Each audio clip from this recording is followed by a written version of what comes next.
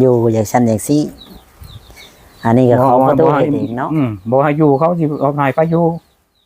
เมื่อน่ะก็เอาเขามาส่ง25 โล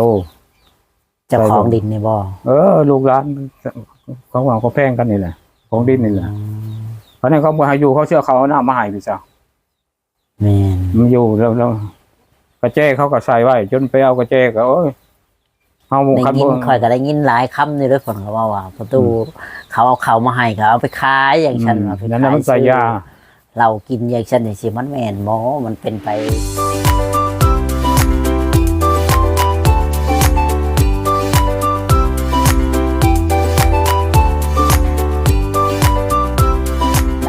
แบบนั้นก็สิเป็นไปได้คิดว่ามักว่าพื้นคนอื่นหลายก็บ่ดีเนาะบ่ดีบ่ดีเขาสิไปขายข้าวขายน้ำซื้อเหล้าซื้อยากินหมูเอามาให้กินแท้ๆบัดสิเอาไปขายแล้วมันเป็นบ้าบ่น่ะแล้วเจ้าของสิกินหยังบัดนี้หั่นนะให้ผู้ใหญ่จะดีช่วยเหลือคนนี้ก็บ่ช่วยแล้วไปได้ข้าวน้องกันว่าได้ข้าวขายข้าวได้หยังแล้วขายไปซื้อเหล้าซื้อยากินแม่นขายเฮ็ดอยากหันเฮ็ดเทือนเฮ็ดชั้นเฮ็ดอย่างอื่นก็บ่ว่าดอกไปซื้อเหล้าไปอยากช้อยมันเป็นไปได้ว่าประตูก็บ่น่าสิเฮ็ดแบบนั้นดอกอันนั้นก็เราก็น่าจะเว้าเอาเว้าเกินไปหั่นนะเว้าเกินแม่นความเจ้าแล้วตัวนี้เว้าเกินไปเกินความเป็นจริงหั่นเนาะน่าจะประมาณนั้นอยากให้เขาย่องๆเพิ่นแล้วมาใส่ให้ไปชี้ประตูแต่คนบ่มีเหล้าหั่นเด้ซะอยู่แบบใดไปในใดซะข่อยบ่มีนางอันแม่นประตูอยู่ผู้เดียวอย่างฉันอย่างสิบ่ฮู้จักไผนำก่อนก็ฮู้จักแบบว่าคนอยู่ใกล้ๆเฮ็ดหยังผู้แค้นเขาก็นำไปก็บ่มีผู้สัญญาบ่เห็นเป็นหยังสัญญาว่าบ่ฮอดหูฮอดแล้วข่อยบ่ถือซาซื่อๆเด้อเว้าควันเว้าทำวิจารณ์ควันประตูได้ฮู้ยินอยู่เนาะแต่เฮาก็บ่ถือซาเฮาก็อยู่ถือซาคือว่าเฮาอยู่แต่เฮาแหละเฮาก็สบายใจเฮาสบายใจบ่ต้องคิดให้เพราะว่าม้าก็บ่มีหางแล้วก็ยามันว้าวเขาเว้าเสือบ่มีลายยามันประตูคืนนั้นได้จังอยู่ไฟรอดคุมื้อนี่แม่นคันเฮาสิไปเว้าหมู่เว้าเจ้าน้อยเป็นเรื่องกันเถียงกันบ่งามเท่าละพิษบ้านพิษเมืองเขาว่าสมเขาเว้าอยู่เขาว่าอันนี้เฮาเซยอยู่มีแต่นบเอาไผชัดซื่อไผบ่ชัดซื่อก็เห็นกับตูกับตาแม่นเฮาก็เห็นตามหูตามตาแล้วเขาเว้าไปเห็นตามเขาเว้ามาเฮาก็เว้าไปตามเรื่องที่เขาเว้ามามันนี่พ่อตู้ก็บ่เป็นคนที่ว่ามักสอดเรื่องอีก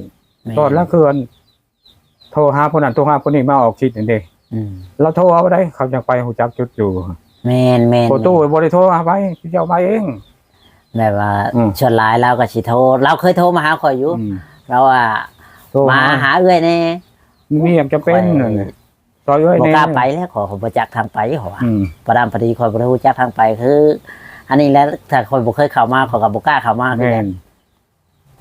จุดก่อนก็โทรหาประเทศประท่าเพิ่นนั่นแหละมาหาเอ้ยนี่เอ้ยมีเวียกจำเป็นอะไรได้แม่นเพิ่นสิว่ามีเวียกจำเป็นแล้วก็มีเรื่องสิเว้านำตัวนั้นแหละสำคัญมาก็คำมาแล้วก็ออกคิดแล้วก็ทั้งไห้ทั้งห้องแล้วนั่นนี่ว่ามันโมดเพิ่นนั้นดอกแบบว่าใส่ความมันยาอย่างเขาอย่างนะเขาก็มาจากเขาว่าบุบถือคือกันโจรไล่กันแน่นั่นแหละเขาจังไปเมื่อเขาจะตั้งขึ้นมากคือเจ้ามาหาทุกคนคือลูกเอ็นมาคือลูกพรมาคราวนี้เขาตั้งใจมาหรือเขาไม่ได้ว่าผู้นั้นโทรผู้นี้โทรแมนคือประตูนี่บุเคยโทรหาผู้ใดก็ตั้งใจแบบว่ามาแบบว่าสมมติอะคือคอยผ่านมาเนี่ยเนาะขอมาถ่ายยายเพ้นคอยบ่เห็นนี่ขอแลนมาพี่ถ้าว่าคอยเห็นนั่งเถื่อคอยบ่ได้เข้ามาพี่ขอยกับเมื่อไปเลยถ่ายอยู่พุ่นเนาะคำแล้วก็เมื่อเนาะแมนแต่เบอร์ลูกแอนเราให้เขาเจอครับเนี่ยเขายังบ่ได้โทรบ่มีเวียกจำเป็นแมนเราให้78159205เลยเราหรือเบอร์โทรศัพท์ของลูกเอ็นอันนี้เขายังบ่ได้โทรไปรบกวนกันเนาะรบกวนนึงเขาบ่มีเวียกจำเป็นสิโทรหาเราพี่เนาะเรามีตัวคันมียังโทรหาเจ้าประตูเด้อคือเป็นหักเป็นแพงกันคือเราแมนคือเราบัดโทรไปแล้วก็จะว่าพื้นคนอื่นให้คนชาวโลกพังว่าอย่างนั้นเสียว่าแล้วนางวิบากคนนะแบบว่าขายหน้าขายตาขายหน้าขายตาอยากให้เขาเชื่อคน แต่หมดออกคิดนี่เขาก็สิเชื่ออยู่บ่ เขาก็บ่เชื่อเนาะคิดว่าเขาบ่เชื่อเขาก็พังเจ้าเว้าหั่นแหละเนาะมันแม่นบ่แม่นก็เจ้าเป็นคนที่เว้าบ่ให้หมู่อยู่แล้วนะเขาก็น่าสิคิดแบบนั้นน่ะว่า มักเว้ามาหาเรื่องเนาะ พอตู้ติดจื้อได้เล่าครอบไปมาซักเครื่องกูนะไปอยู่นำกันตัวเองว่าปลูกแบบสิก็เป็นปลูกคนละหลังเฮ็ดไปได้แบบนี้อยู่ตูบไว้อยู่ตูบมัน แม่น บ้านเราจังมาแล้วก็ว่าจ้างรถเมื่อได้ขอให้เฮาสิไปซักเครื่องคนสุดท้ายมาเลยมันก็มาซ้อนอยู่ฟังโอ้ยบ่ได้มาซักเครื่องมาบอกว่ามาโฆษณาเรื่องเจ้ามาเว้าคนเจ้าว่าอยู่หุ่นก็พิษตะไลบ่ได้กินเหล้ากินยาพิษหูพิษหยังเพิ่นว่าเฮาหายเพิ่นแต่มาโฆษณาเขาว่าเฮานี่อยู่นี่ไปหากินกาแฟตอนเช้าผมเขาบ่เห็นบ่ทันก็ด่าเขาอ่ะแต่ประชาชนของเขารายงานของไปของมันแม่นค กิ ร น อบ กาแฟ ครัว ก็ต้อง ครอบ กิน ไผครัวมันเนาะเขาดูเจ้าจะไปยุ่งกับเขาเขาตีหัวตายหากัน โอ้ยเขาบ่ตีเขาก็บ่นับหน้าถือตาดอกคือของมื้อนี่แหละคือแถวนี่เขาก็บ่ได้เว้าหยังมีอยู่ไผก็คันเขาได้ชิ้นหลายเขาก็แบ่งมื้อนั้นก็เขาก็แบ่งแกงกระดูกหมูใส่ผักมามื้อลุงแอนมาผู้เดียว แม่นถ้าผู้ใดผลมีน้ำใจเนาะ ก็แบ่งมาให้ แบ่ เพิ่น งมา คิดเห็น คนอยู่ผู้เดียวขันเพิ่นมี นี่ได้ข้าวน้ำสัมปลาเขาถามเบิดแล้วบ่คำยังเขาก็ยังจังโลเขาก็เอามาให้ ผู้เพิ่นพอหาได้ไปเป็นเนาะผู้ตัว เขาก็คือว่าญาติพี่น้องเขาก็บ่มีพวกพี่ลึก แค่คนเดียวกันเลี้ยงเอาบุญเนาะคือว่า เรื่องเอาบุญเรื่องเบิ่ง แม่นเบิ่งกะเบิ่งห่างๆคือว่านั่นแหละก็เขาก็เบิ่งอยู่เบิ่งห่างๆไปนี่แหละกัน โอ้ก็สิเบิ่งจนว่าตัวเองสิบ่มีหยังก็บ่เป็นแล้ว แม่น คันได้แนวกินพอหลายๆเนี่ยเขาก็แบ่งให้ แม่นกันด้ามเล็กๆน้อยๆเนี่ยเขาก็กิน เขาก็ ครอบครัวให้ครัวมันเนาะ ส่วนหลายหน่อยเขาก็แบ่งเราก็บ่มีครอบครัวคือกันผู้อยู่นํกัน เพื่อนเราอยู่หลุมเรามีรถฮอนด้าคันนึง เราอยู่ จัก ผู้ คัน เดี นึ ยว งล้อสกายแลบเล่นหาเงินอยู่ผู้เดียว อ๋อ ไปเฮ็ดสวนอยู่บ้านย่างโพสีคนแถวดงบังไปเลยเด้คำเจ้านายเอามาแล้วเห็นหัวมื้อนี้ ในทัวเห็ดชวนเนาะเพิ่นมีชวนตัวเองบ่ สวนย่างมันสวนมันจะปลัง อ๋อเพิ่นเช่าครับบ่หรือ บ่ ว่า ได้ของตัวเองได้2เฮกตาร์ผู้เดียวเราเฮ็ด ก็พอได้เงินใช้เนาะ พอได้เงินใช้เราขายเทื่อหนึง3-4 ล้านมื้อนี้บ่ได้เอารถใหญ่ไปมื้อนี้ไปเห็นนิ่งหัวน้ำมักจับตัวที่ปลูกใหม่เด้ แม่นแต่เพิ่นสิปลูกใหม่ อยู่น้ำบ้านน้ำเมืองไปจังซั่นแหล้วบ่เฒ่าก็ได้ แม่น คันบ่มีไผมาก็นั่งงับเป้ไปสิได้คำจักหน่อยก็อาบน้ำนั่งเล่นสิบ่ว่าถึงขั้นซุ่มแซวเปิดตู้บุ่มบึ้มบั้มเลยกินเหล้าเมาสุราโอ้ยไผสิไปนับถือเจ้าแต่นะ แม่นน่ะแล้ว แต่ห้านขายเหล้าใกล้ๆนี่ก็ถามเราบ่เชื่อว่าพอตู้บ้านเรามันมานั่งกินเหล้าน้ำอยู่เจ้าอยู่บ่ว่าเขาว่าอีได้เว้าบักได้เว้าแล้วแหละใกล้ๆกันเขาก็ยังบ่ได้ย่างไป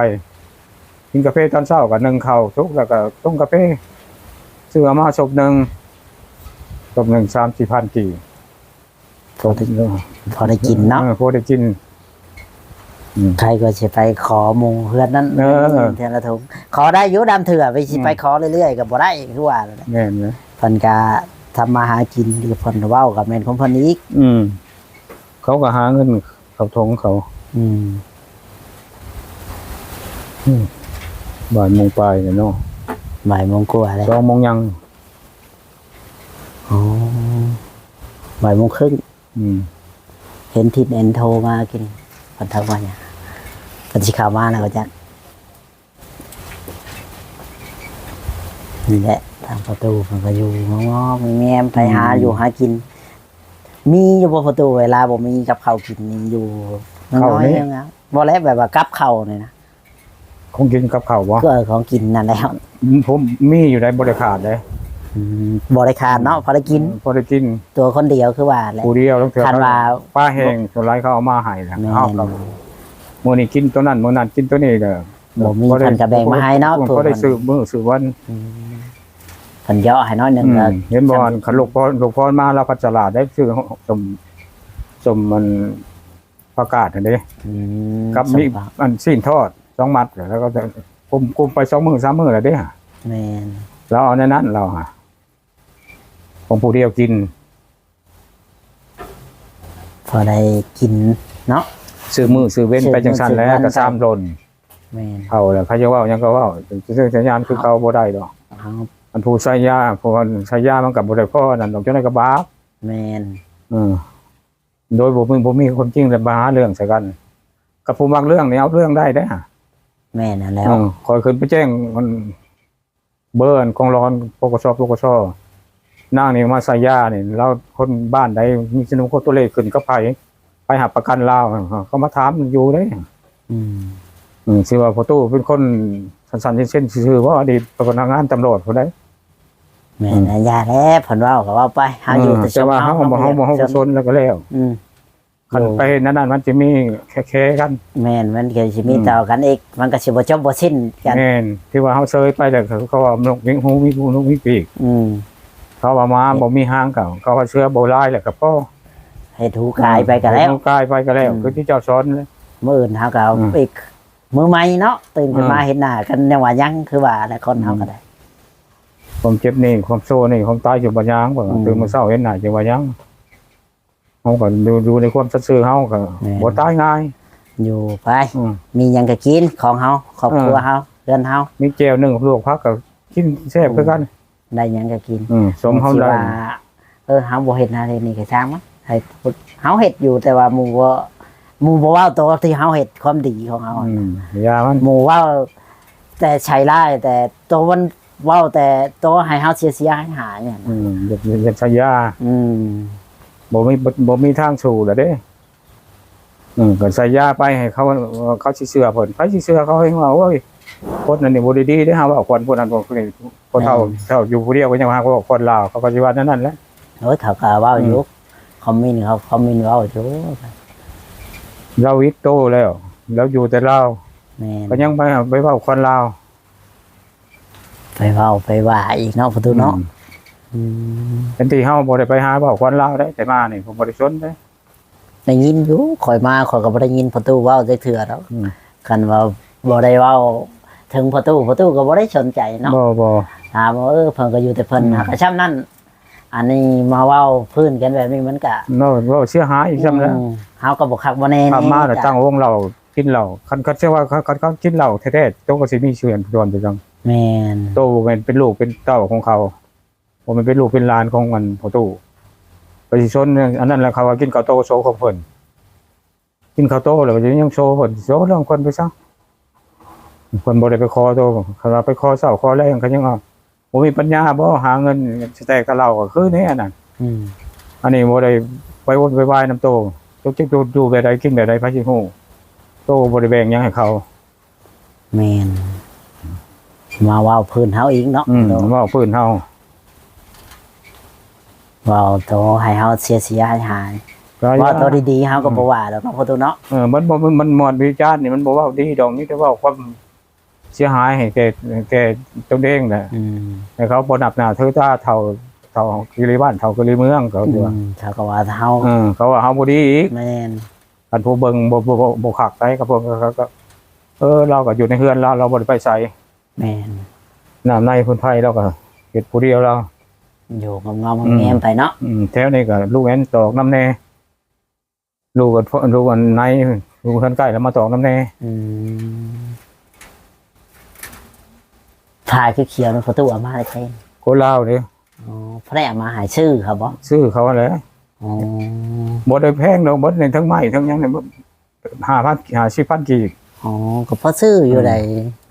บ่ได้ขังลมขังฝน ใครไปชื่อให้ประตู เขาเอามาให้นี่แหละบอกเขาว่าชนิดนั้นชนิดนั้น อ๋อแบบว่าเขาเคยทำงานอยู่ฮาร์ด บอกเขา มาแล้วเขาก็เอามาให้เขาแกงโขงกระแพง อันนี้นี่มึงนี่นะ คือสิไก่แท้ เอาเขาลงมาถิ่มแล้วก็เขาก็ซัดออกทั้งกระแพงทั้งไม้ทั้งอันนี้แหละ อ๋ออ้าวคอยคิดว่าบ่แม่นในของห้างเลย บ่แล้ว เดินก็เล่าแหละนี่ อ๋อ เห็นมันเดินฮอดผู้ฮอดทางที่เจ้ามาทางอย่างทางย่างผู้ อืม ทางพี่ตรงผู้ ข่อยก็บ่ได้รู้จักเลยประตูเอ้ามันไม่